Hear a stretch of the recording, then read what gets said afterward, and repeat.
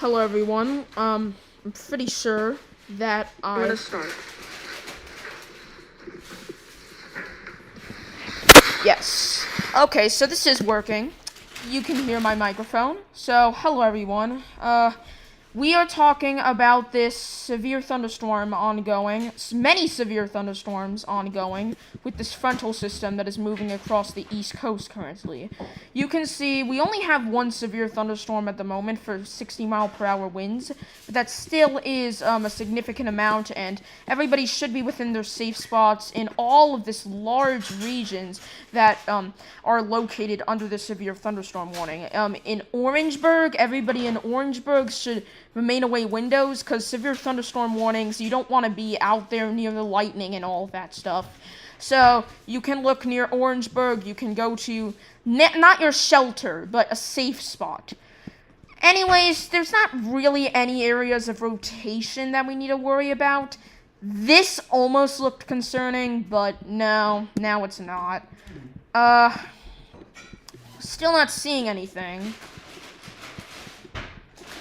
Up here, near the Albany area, you can see some storms. These are very unlikely to produce tornadoes. Honestly, all of the storms we're seeing right now, they're not really going to produce tornadoes. Really, we're just looking at it for the damaging winds. All of these are very damaging in terms of the wind aspect of them. So, we really gotta watch all of these. You can see special weather statement. By the way, I know my camera isn't installed. I'm testing something, so just wait. I'll do it next stream. But I wasn't able to turn my camera on because, I don't know, Mac is being a dumbass, so.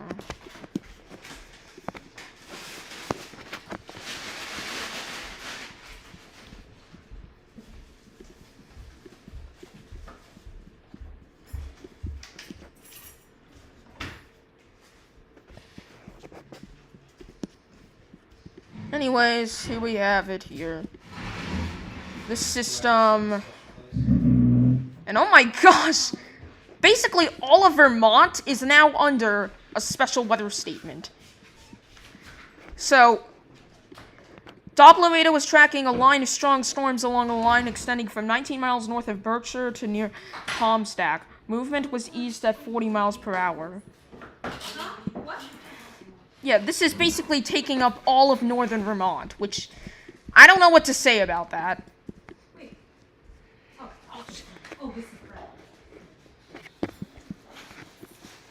This is a driver. Sorry about the background noise. Huh? Oh, this might be.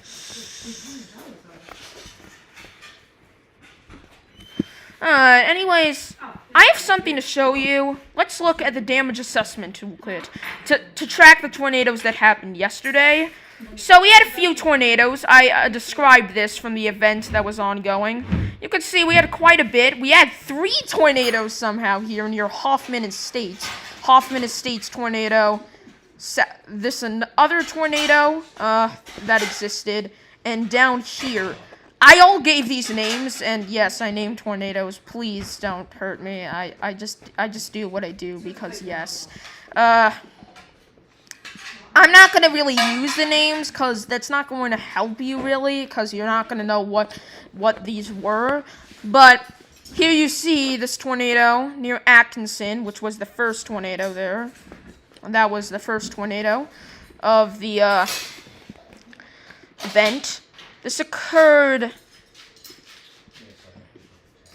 around 6:56 p.m. Let's see.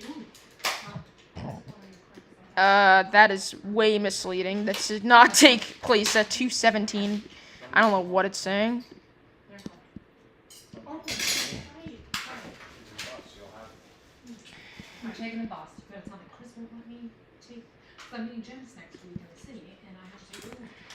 And I'm not going to charge who's willing to do that. So, okay, apparently this has happened at 2 p.m.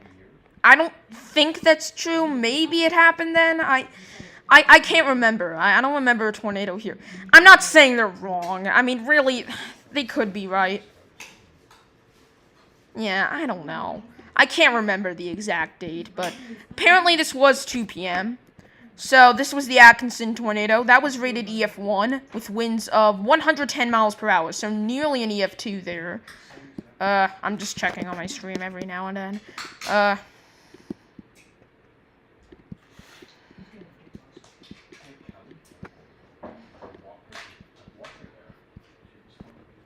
Here we have another tornado, the Compton tornado.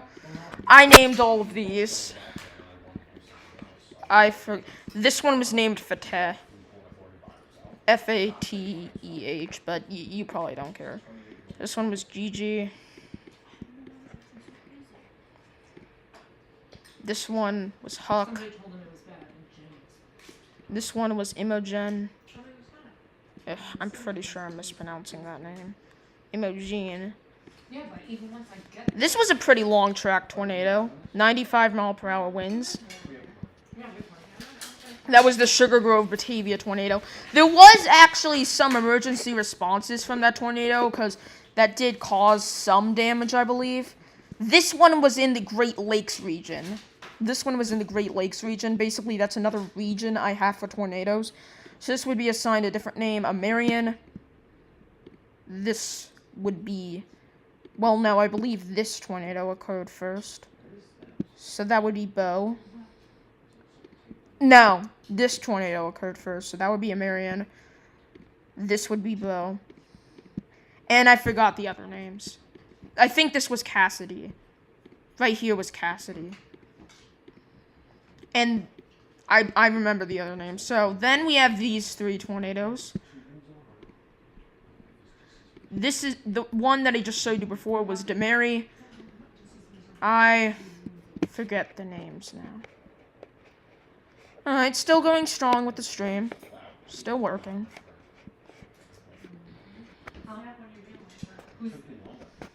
Who said that she's not her?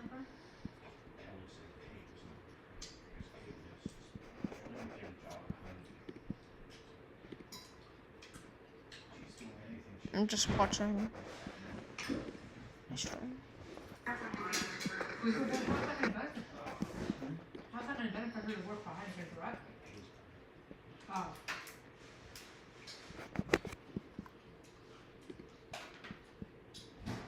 Did you want to talk about this?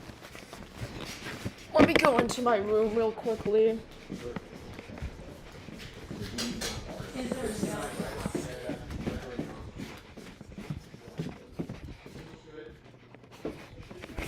Okay. I'm in my room. Just so you know.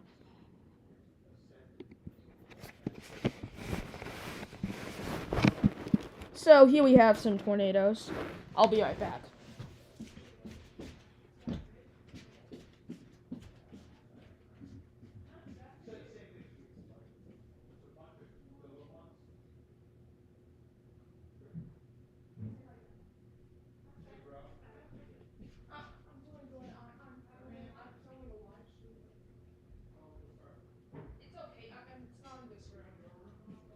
Yeah, I'm doing it in mine. I'm back.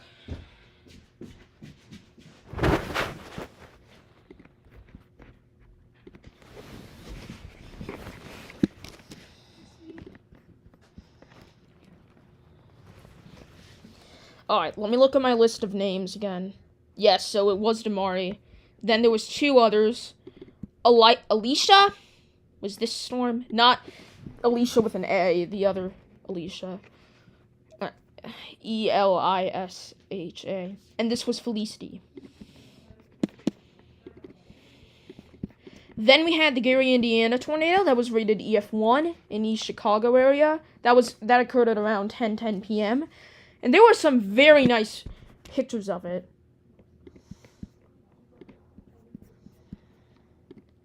I just need to get rid of my screen for a second. Just wait one real quickly.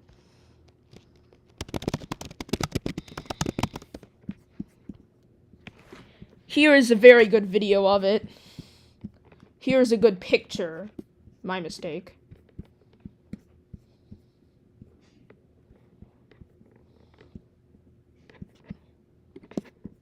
Let me turn my camera back on.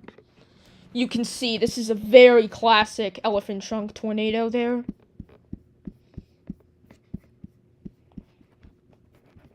Very beautiful. And that one was named Gian. Gian.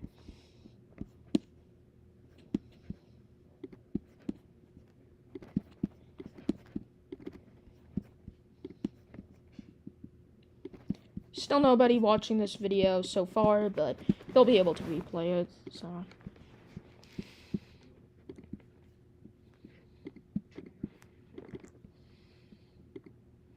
We have this partially completed analyzed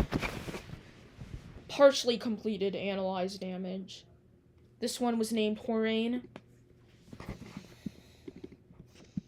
And then up here we have the second strongest tornado that we've seen so far that was analyzed, the Grand Blanc tornado, which was pretty surprising. We weren't expecting much of a risk up there into mid-Michigan. This was like the central area of Michigan. So that was pretty surprising, excuse me.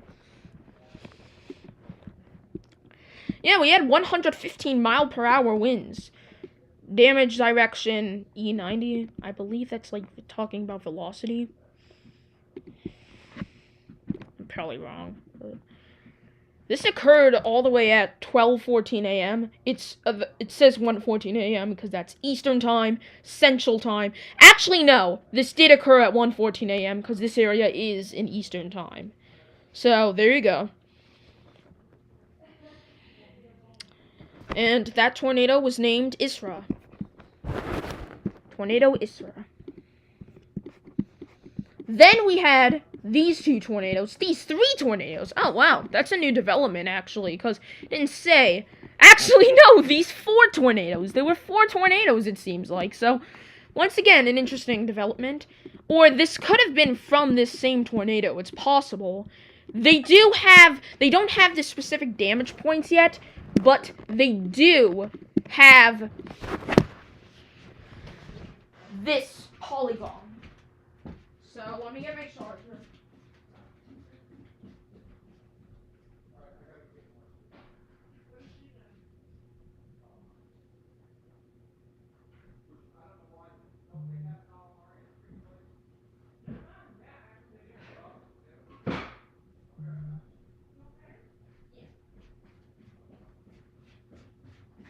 I'm back.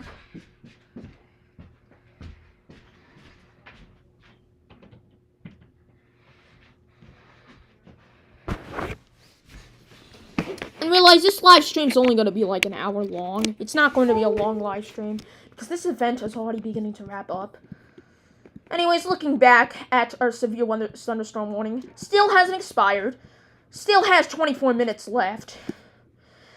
The real interesting thing, this radar used to not be blocked. This radar used to actually work. And it still is sort of working. You can still see stuff in the higher levels, but everything is blocked in the lower levels. That might have been because of the storm, because I looked at it up until just recently. Actually. This storm was there, right above the radar, and the radar was working. So this is because this storm has managed to drop out of radar, at least damage it slightly, or maybe block it. Maybe it caused something to block it. That's probably what I'm thinking it is. A tree is blocking the radar, because the reflectivity that it's reaching, the radar, basically what it does, I can't do a demonstration virtually because my camera isn't on, but basically, it spreads out radar. It spreads out radar. It uses radar. It makes radar in all directions.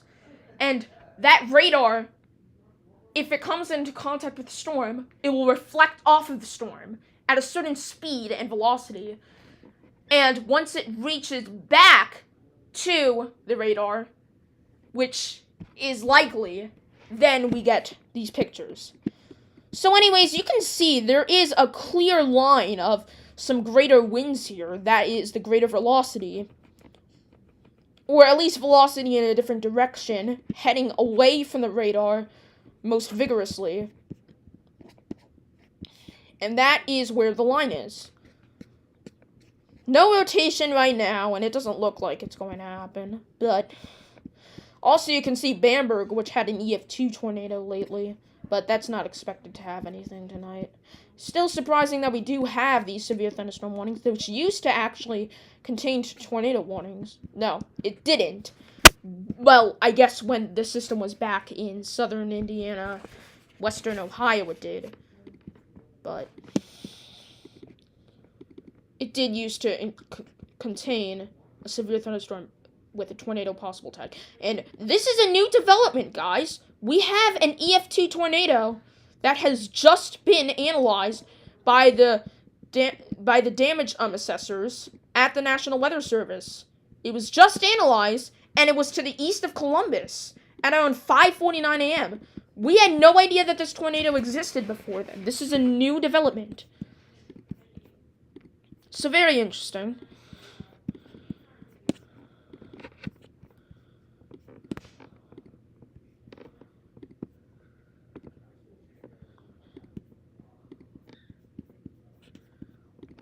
Just wait a moment.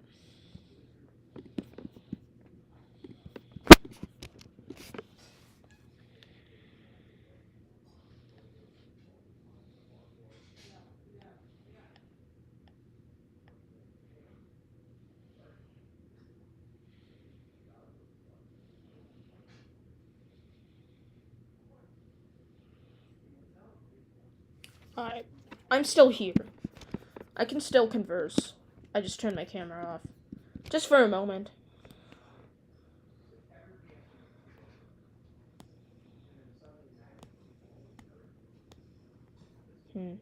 Oh, this is behind. Alright, I'm turning it back on in just a moment. Just wait, please.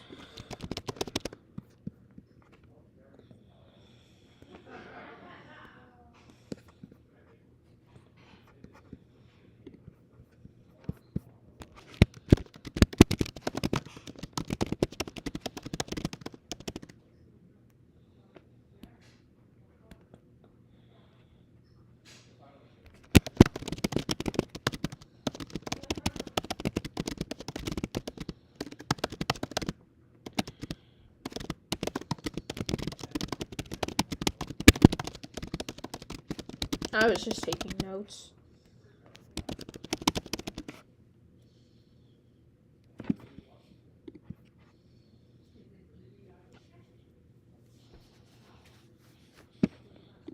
Okay, I'm back.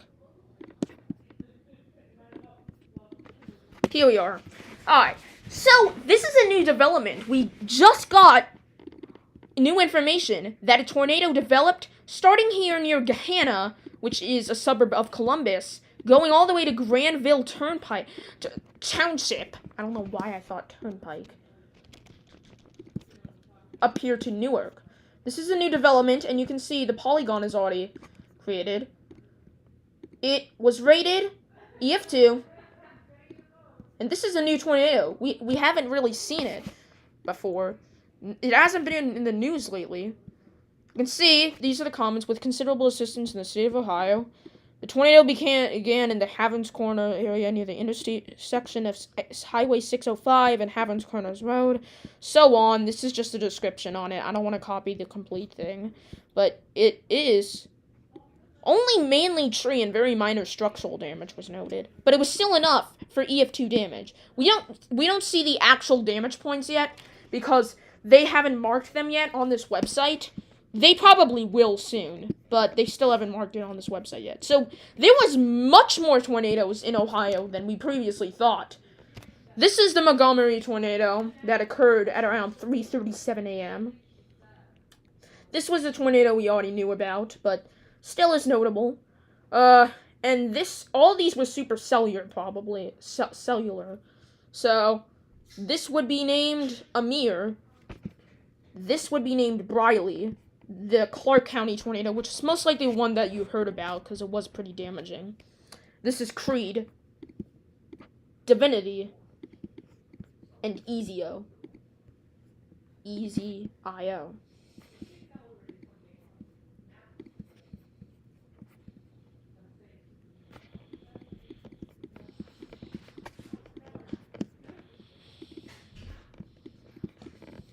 So that's the summary of what happened before. Definitely a large amount of tornadoes. Pretty surprising. But not definitely impossible.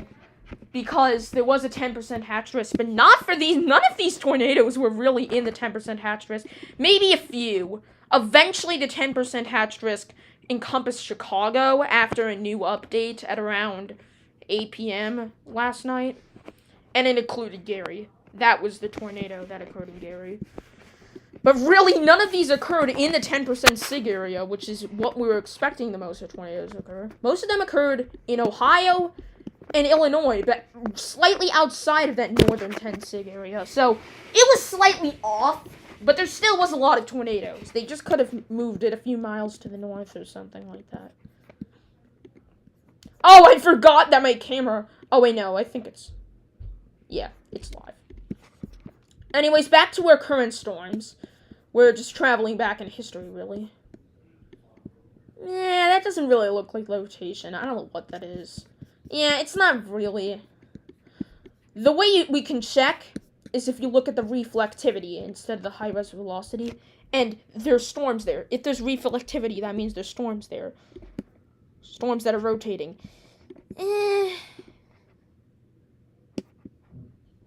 This isn't really storms. And this makes sense, because that just looks very solid. It's not changing. That's just regular air without any storms.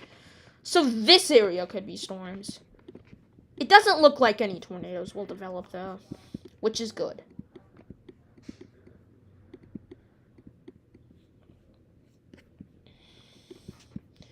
Just so you know, I'm going to turn off my camera for the final time.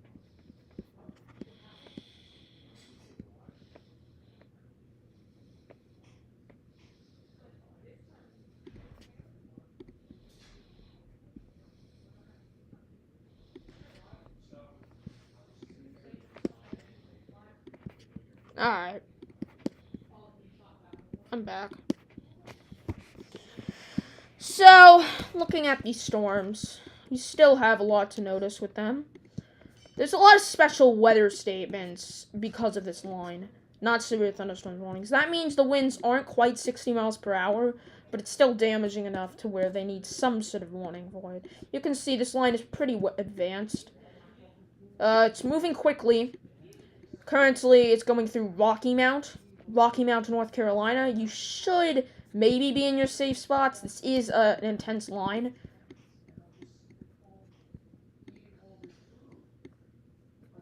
The line continues.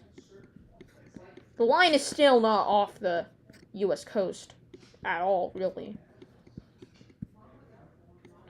Really, it's most intense here. The line actually kind of ends. There's not really a clear line as we get into Pocomoke City and Crisfield and Maryland. This radar isn't working. I think this is where the line is. So the line is already past me, but there's going to be some storms in New Jersey. Maybe down here. It might be here. Or maybe the line is here. So maybe not past me. I don't know.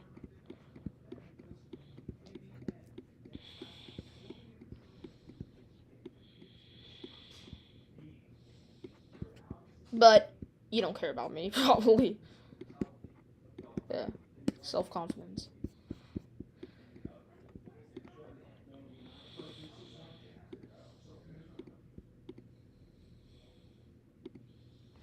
I am not going to stop live streaming until this mostly is off US soil. Because there's only going to be a small... In the southeast, since this slants towards the southwest, there's going to still be some of the front left. You can see all the way back here. Not here. The line extends all the way back here towards Blakely, Georgia, and Dauphin, Alabama. I'm pretty sure I'm pronouncing that correctly, but I'm still unsure. It kind of slants as you move back into the southeast. So, that's something to note.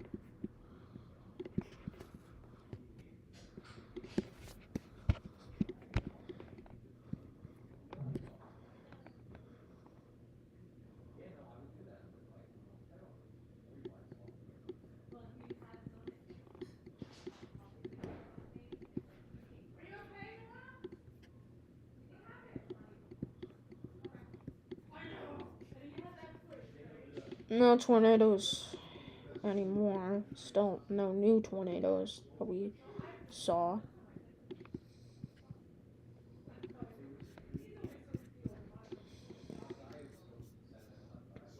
Still a pretty intense line moving through South Carolina here. Very advanced. Orangeburg, the line is just about past you now. So, I mean, I'm guessing you could get out of your safe spots. The most dangerous part of the storm with the highest winds, 60-mile-per-hour winds, and the most thunder is gone now. So, I mean, you don't have to go near the windows, but you're able to if you need to. I'm guessing they're still in the severe thunderstorm warning, so maybe not, but the storm that caused the severe thunderstorm warning is gone now. So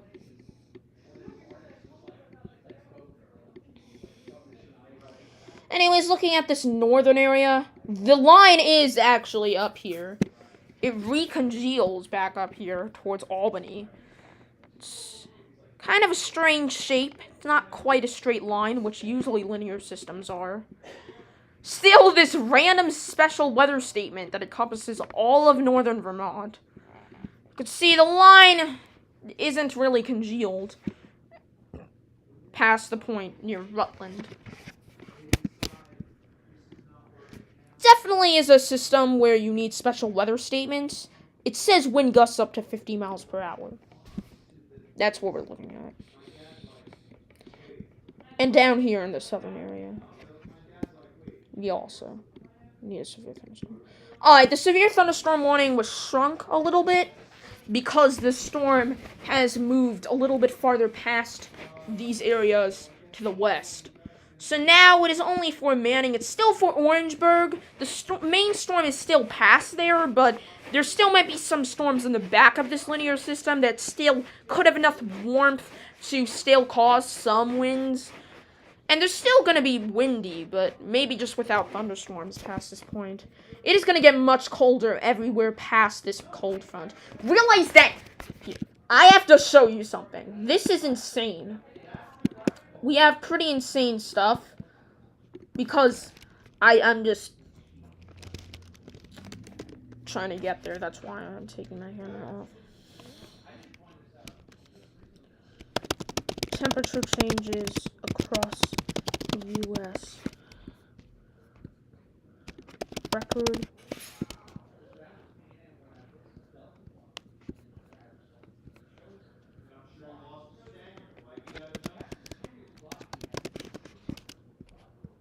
Alright.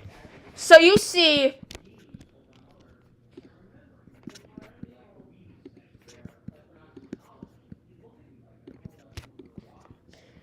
from Balmy to Berg, Wisconsin City, see nearly a 60-degree temperature swing in under 24 hours. That's because of this cold front. This cold front has a ton of warm air in front of it and a ton of cold air behind of it. That's how cold fronts work. They drag in warm air, and then on the backside, they hold cold air on the back. And that's what the adjustment of this cold air. So, of course, in Madison, it was 70 degrees on Tuesday. 11 degrees on Wednesday morning, which is insane. And also, it showed in some cities near Buffalo that it actually went from probably 70 degrees as well to maybe near 0 degrees, which is insane. And some areas in eastern New York got from 50 degrees to 0 degrees. So that is some 50, 60 degree temperature change, which is insane.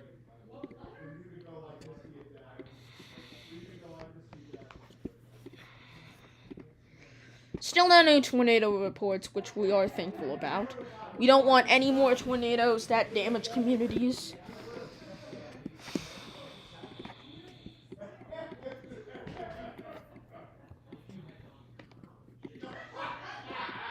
Just a little loud in the background.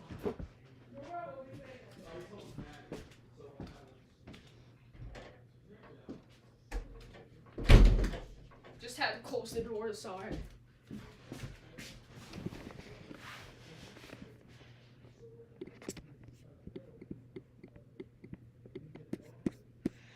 Alright, this line is probably fully past Orangeburg, but there's still some storms there that are on the backside, so you just have to be careful with those. It is now completely past the Raleigh-Durham area. I mean, not the entire area. If you count Rocky Mount as part of the metro area, then that's still not free from the line yet. But Raleigh-Durham area is now going to be pretty cold. Definitely not cold enough to freeze you. Because, of course, this is the southeast. It's not going to get that cold, but...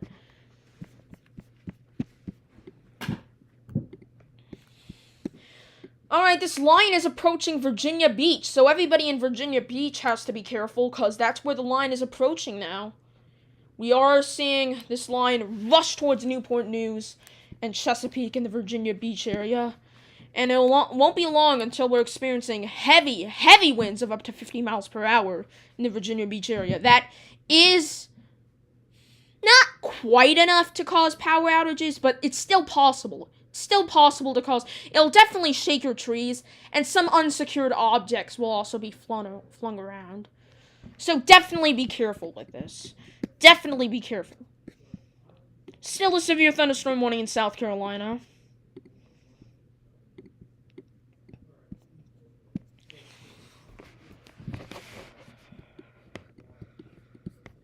Past Bamberg now, so if you live in Bamberg, just realize you can be a little more comfortable with yourself, because this storm is past.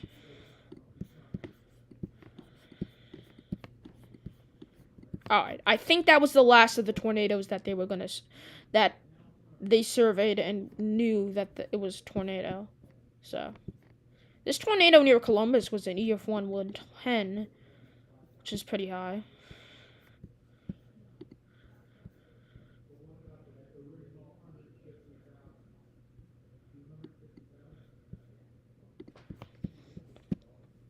And of course, the Springfield tornado would cause a lot of damage.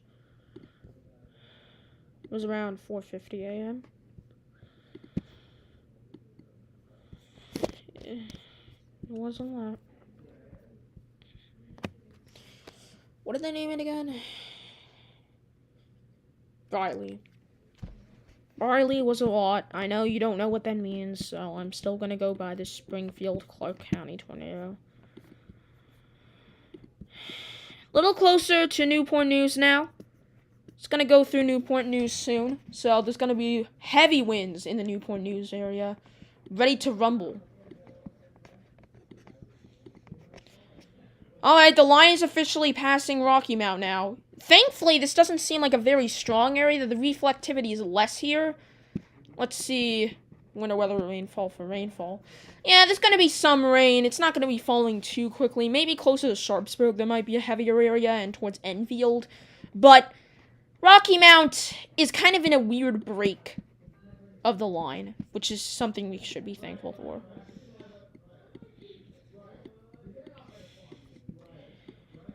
Is it just me, or did this get extended? Not really, but I don't know. We'll see. So you can see this line goes all the way back here to the Funiac Springs. Some of these areas that were impacted by the January 8th tornado outbreak. I have an announcement. I have an announcement to make. I know nobody's watching. Here, just wait.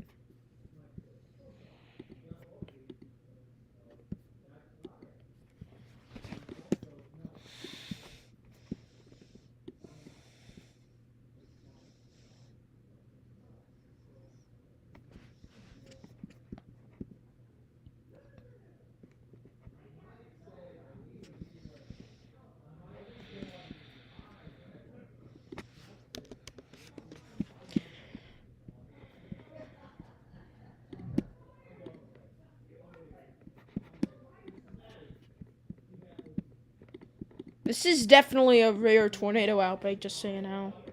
It was rare. Especially since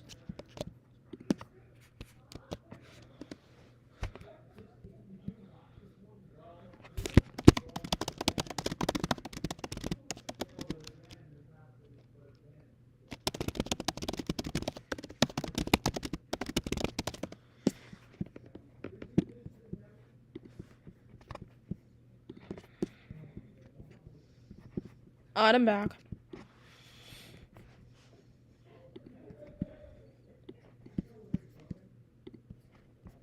Yeah, this goes all the way back to Defuniak Springs.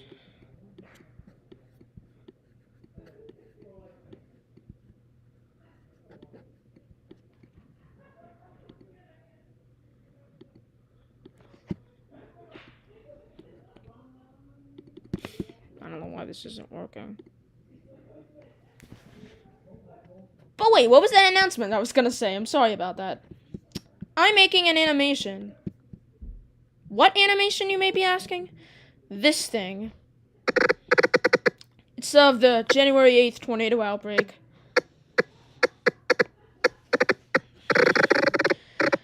From early this year. It wasn't just January 8th, it was January 9th too. You can see I still have a lot to go.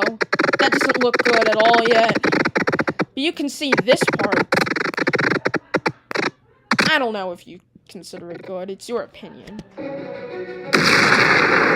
Here's just a sneak peek of it. I know it's loud. But I am making an animation because I saw other YouTubers doing it.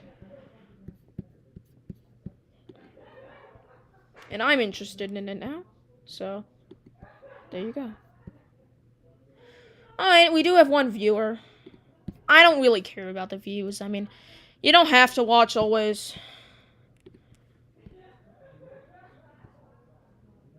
I don't know when it got to 1. Whatever.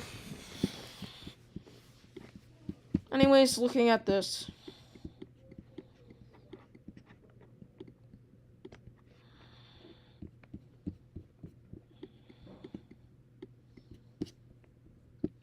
You can see a line is now going through Centerville. That might still be the same line.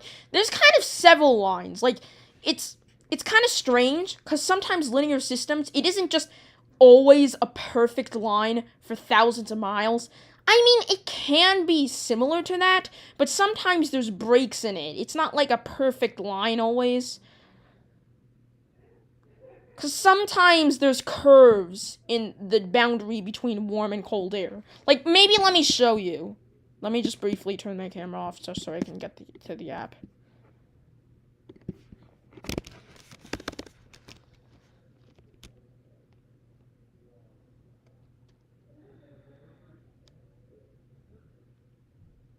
I'm just trying to think what app I was going to use. Yeah.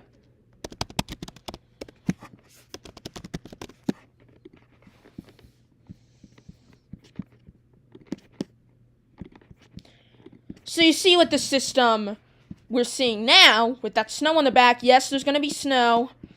We're not really seeing much in this general area. Maybe a little bit for Connecticut, Massachusetts, and Vermont, which is currently experiencing that line still. Of course, these areas experienced very warm temperatures just a few days ago. Yesterday, probably. But now they're experiencing snow just because of how quickly the system is causing cold air to change from warm air. Let me show you exactly what I'm talking about here by showing you the lower dynamics. You see, these winds would probably cause such a drastic change in temperature, because the winds are likely to make it cold. They're dragging cold air from the polar areas down with them. It's basically holding. The jet stream is holding cold air away from warm air.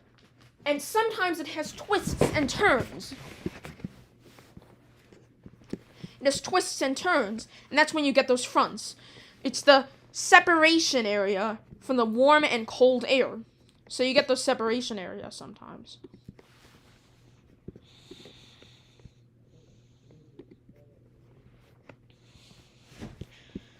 But looking at those upper dynamics, you can see this is where the cold air is. And this is in the upper atmosphere.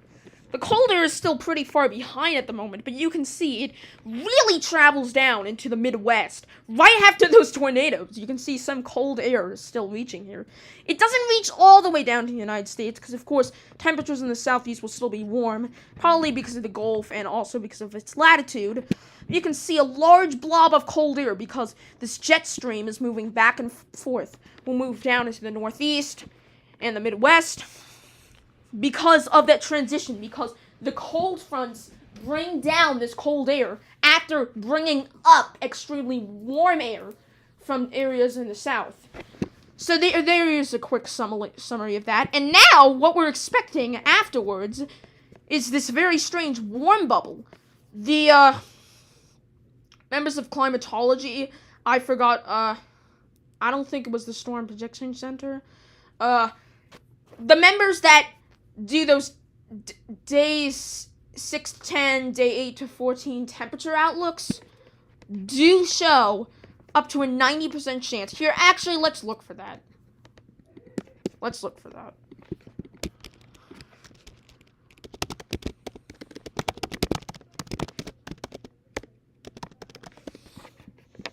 Climate Prediction Center. That's what it was. Climate Prediction Center. So here's the 8 to 14 day temperature outlook. This is showing how warm the temperatures are going to be. And you can see in the Northeast, right after that cold air, bam, we're going to get warm air because now, just so you know, warm air is below the jet stream. If you're looking from north to south, warm air is south of the jet stream because all the warm air is in the south. And cold air is north of the jet stream.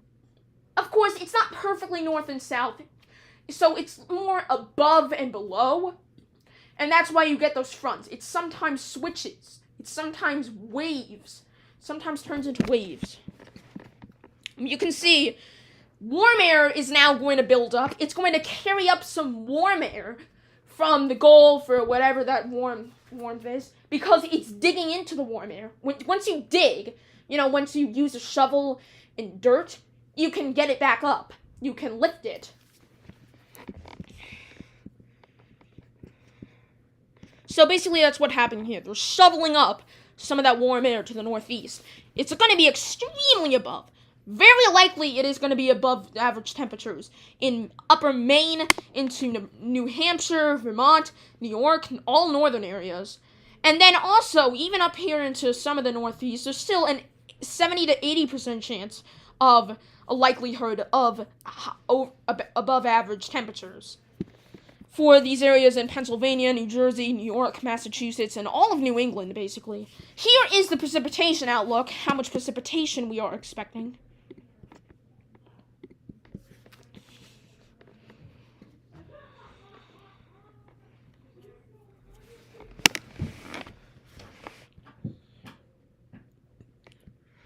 So you can see there's a hot spot here in Florida. That's because of the subtropical jet stream. This is because of El Nino.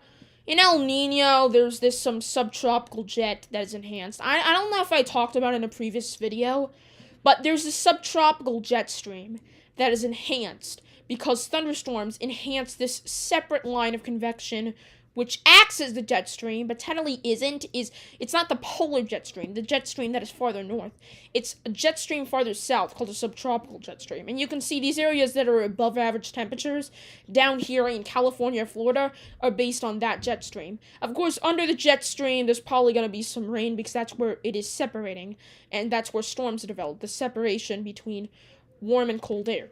And also up here, there's going to be some times where the polar jet stream moves down and causes some separation of cold and warm air up here near Nebraska. And that's going to also cause possibly some thunderstorms, some rain. Really, all of the U.S. has above average precipitation, which probably means that there's going to be a lot of variations in the jet stream that's going to cause a lot of storms. This is from 8 to 14 days out, so March 7th to 13th. Anyways, going back to where we were, there are no severe thunderstorm warnings anymore.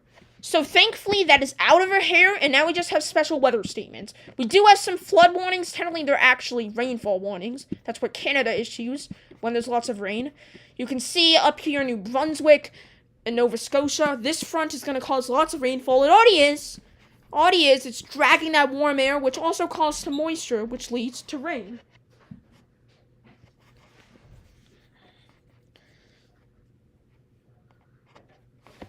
Oh, are you muted? Are you muted or? Okay, go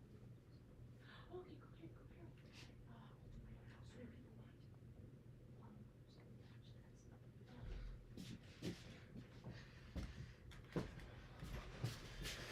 I'm back. But anyways, you can see already rainfall is falling.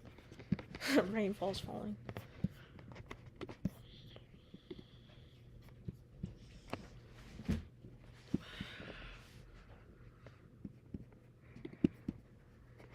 Somebody's streaming right now. Watching right now. I don't care. You can watch. I don't know. Alright. Risk of heavy precipitation. You can see there's a slight risk of heavy precipitation in these areas. All the areas highlighted in green. And these are for different time slots. March 10th to March 12th. There's an area of rain here in California that might develop. March 7th to March 10th. Above average rain here. And March 7th to March 8th. Above average rain there. So that's in the far future. Actually, let's look at the GFS model.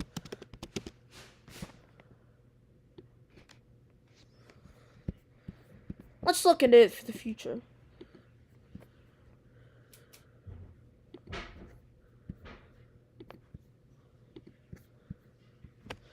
Two viewers right now.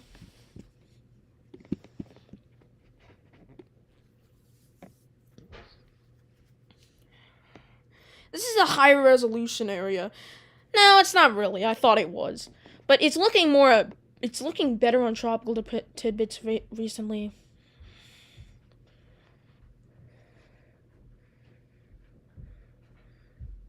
You can see there's an area of rain that develops here on March 1st, and it moves from southern Louisiana, Mississippi, Alabama. This could cause some severe weather. You can see there is high rain rates, which also might not lead, but correlate to high severe weather chances.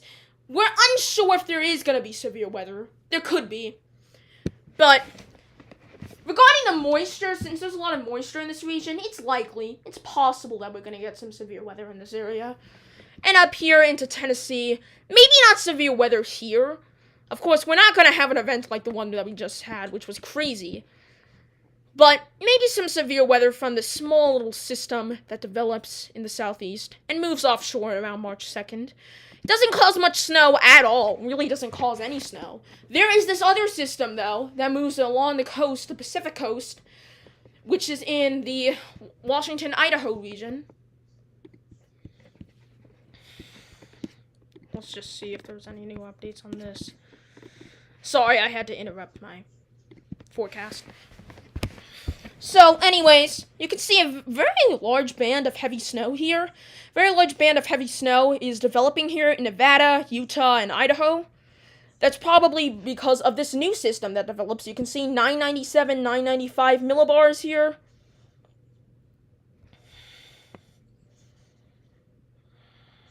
And you can see that system does not do much. It causes some rain in the deep south, which, I don't know, might cause severe weather. It doesn't look like it. It doesn't look like it's strong enough rain. That doesn't correlate always to severe weather. Of course, there could be very little rainfall, but lots of severe weather in an area. There could be lots of winds without rain. Lots of, maybe tornadoes without rain.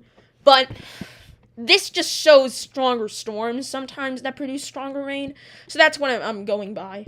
This actually is caused by this system up here, which is very interesting. It's because this polar jet stream is all the way here, and it's still affecting areas down here, but moisture from the subtropical jet stream is also enhancing this. So this system is kind of like transferring its energy to the system on the subtropical jet stream. They're kind of sharing energy, it seems. Alright, there we go. See, this system does intensify later on. This system does intensify later on into this larger system. You can see here towards Illinois, Michigan, the Upper Peninsula and the Lower Peninsula, all the way up here into Ontario and Quebec. There is a frontal system that is developed here, and also a small area of moisture here towards the Carolinas, offshore. You can see this system is pretty widespread.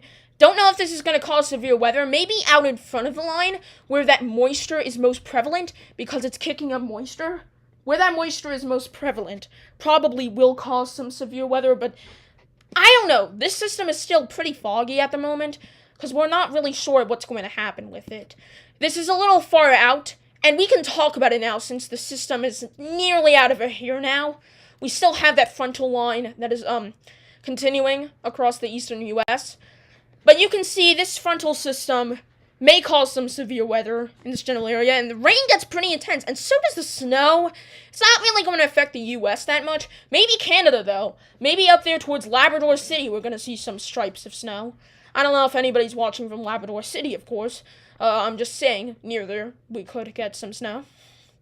And down here, in some of the Quebec areas, some of the areas of western Quebec, also towards Tessa-making shores, you could see some snow. Definitely a short burst of snow. I don't think it's going to be too much snow. Then this snow sinks down south, and you can see there's extra moisture on the backside of this. It's congealing to one line, a west and east side here. It's all congealing into one big line, it seems. And then you can see some heavy snow is developing on Iowa. And this may cause severe weather in terms of damaging winds. Maybe not tornadoes, because like I said, tornadoes don't really develop in linear systems. But you can see this is still a significant storm. With all of these areas congealing together. It is kind of weird. The two areas of moisture are congealing together to form a line. That's kind of rare. Usually just one system. I think this is still one system. There's just two areas of moisture that develop here. I don't know where the low pressure system is. It might be this thing down here, which is pretty surprising that it's going all the way up there, but it can happen. Can happen because that boundary line can exist for thousands of miles. You can see here's the system. There's the system. 1009 millibars, which isn't too strong, so that might not cause too much severe weather in the future. But this will end up moving towards South Carolina and Georgia, possibly causing some thunderstorms there. Some heavier rain, which might lead to thunderstorms, maybe severe. And down here in the southeast. We really have to watch this system. This system looks interesting, but it doesn't look like anything too big. You can see some pretty heavy rainfall now makes landfall in New Jersey, New York, Connecticut, Massachusetts, which is pretty interesting. So we might see that. And then this other system develops, but that's a little too far out. That might actually be causing what that upgrade, like that moisture chance. The moisture chance in the Northeast later into March 7th to 8th. So that's interesting.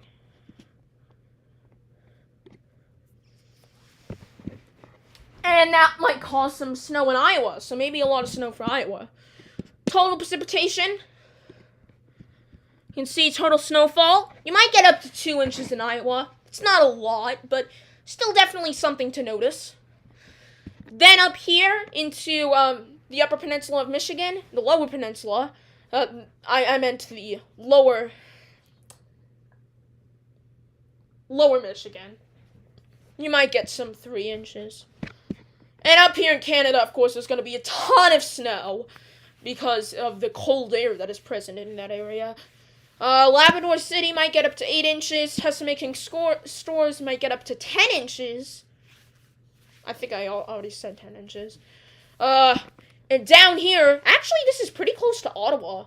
Ottawa, which is a pretty substantial city, might actually get some significant amount of snow. Ottawa is around here, so maybe around 4 inches. So enjoy that in Ottawa. And a little bit upstream of that river there, you can get up to 10 inches, so that's a lot of snow. And up here in New Brunswick, you can also get a foot of snow. So that's interesting. Of course, these areas in the mountains always get a ton of snow. They attract cold air because they're so far up in the atmosphere. In the Sierra Nevadas, we're probably getting like 4 feet. Of course, not a lot of people live there, but if you do live in the Sierra Nevadas, realize that this is going to be a huge snow event. Actually, a lot of the snow is falling very soon. It's actually going to be fairly soon when we're going to see the snowfall. That actually is the next event we're anticipating. A snow event in the Sierra Nevadas, which is pretty typical, but definitely something interesting. Definitely something interesting.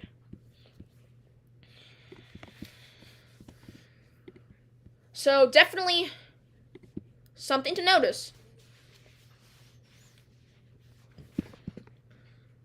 And up here, far northern Idaho, already by March 2nd, Saturday, could see up to a foot of snow there.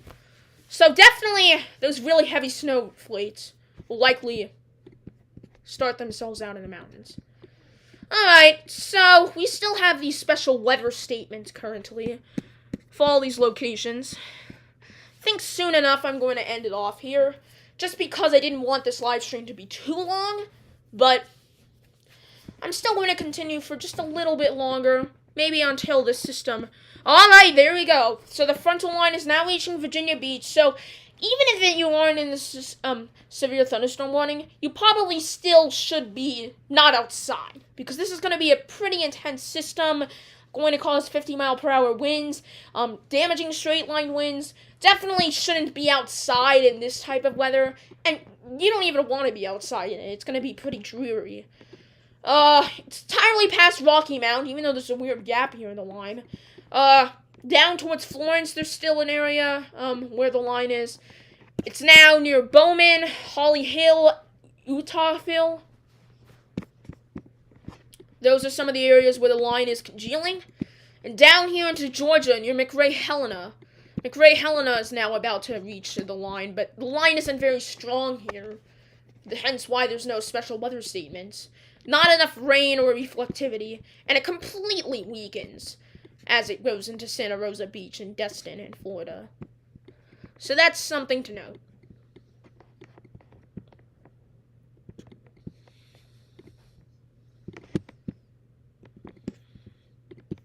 Briefly shut my camera off.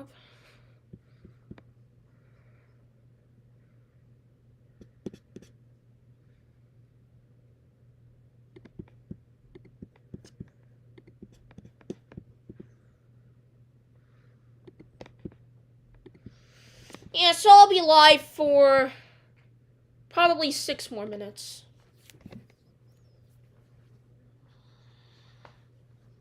Thank you for your support, if anyone's still watching. Thank you for your support.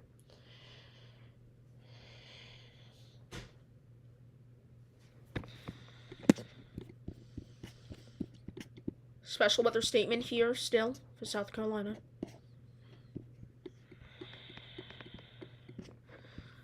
A lot of special weather statements that are overlapping each other, where the line is near Wilson and Smithfield in North Carolina. This line is going through Virginia Beach, so everybody in Virginia Beach should not be outside. That's all I'm going to say. Just not be outside, because this is pretty dangerous. Very high reflectivity, possibly meaning a lot of rain. I'm not so sure about hail. Hail was very unlikely of a risk today on the SPC Outlook. The SPC Outlook, of course, said a marginal risk. I showed you in the last video if you watched. And this line seems to be the strongest near Ahoskie in North Carolina. Very strong.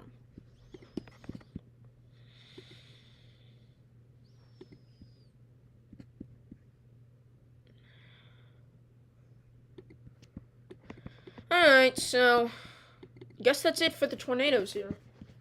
It updates automatically, so that's it. We have all the tornadoes that happened in Ohio, it seems like. Definitely quite a bit. Definitely was an event yesterday. And is still an event today. For sure.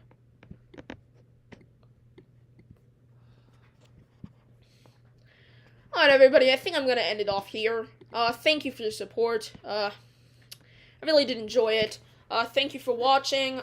Please make sure to subscribe, turn on the video, turn on the notifications. let's just look at the system one last time to see where everything is. It is heading right through Virginia Beach. So, you should still be in your safe spot in Virginia Beach. And going up here all the way through Delaware, you can see a system.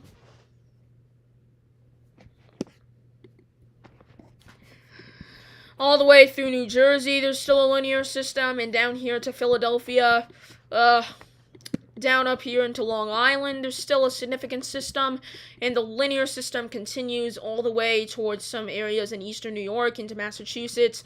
And of course, this is where the special weather statements begin, up to 50-mile-per-hour wind gusts with all of these, 50-mile-per-hour, and pea-sized hail, so there is hail with these systems. Hail is a possibility with these linear systems, so make sure that you're in your safe spot. This is a concern. This is a concern. You don't want to get caught by hail. Hail is going to hurt you. So, this continues all the way towards Brattleboro. It's approaching now in, Vermont. And it continues, through all of Vermont, which is why we have such a large special weather statement there for these 50-mile-per-hour winds and pea-sized hail. This expires very soon, though. You can see a few storms popping up here near Lewis as well. Those are not tornadic, just so you know. Those are not supercells. But definitely some systems to note. And all the way down here now, moving towards the south, you can see the system doesn't have too much velocity, but this line continues down into Wilson, Smithfield, Goldsboro, Fayetteville. Fayetteville's past the line at the moment. And this line sort of grows wider and thinner depending on the moment. It sort of goes in and out depending on its strength at the location.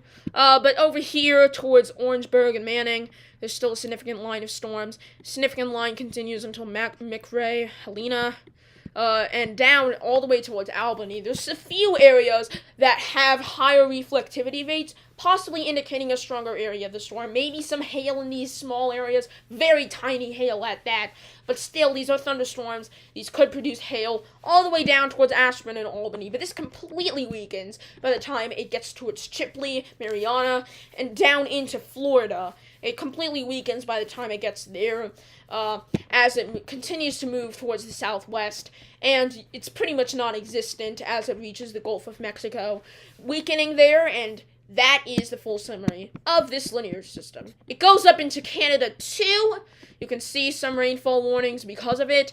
It continues into Sherbrooke, the line, into Drummondville, Plysville, Victoriaville, and Quebec, and goes even closer to Quebec City. We might see that line move towards Quebec City, so everybody in Quebec City, in around 30 minutes or so, maybe try to be safer. There's going to be a lot of rain, so be careful with your driving and such of that. So yes! Anyways, that's it, guys. Thank you for watching. I really do appreciate it. It is very nice that I had an audience like you tonight. And anyways, guys, thank you for watching. Please make sure to subscribe, turn on notifications. If you don't know how to turn on the notifications, go to the bell icon right next to the subscribe button. And also make sure to like this video. I don't care if you dislike. If you really didn't like this video, fine, dislike. But anyways, guys, I hope you like this video. You know, it's always just simpler and easier to just take the route. Take the route, the noise, data on the road, freeway.